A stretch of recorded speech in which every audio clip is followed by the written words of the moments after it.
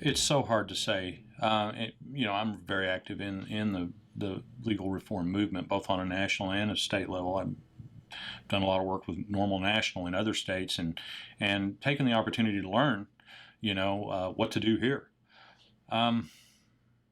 What bothers me about what's going on in Texas is just I can't describe our Texas legislature as anything but just deliberate incompetence.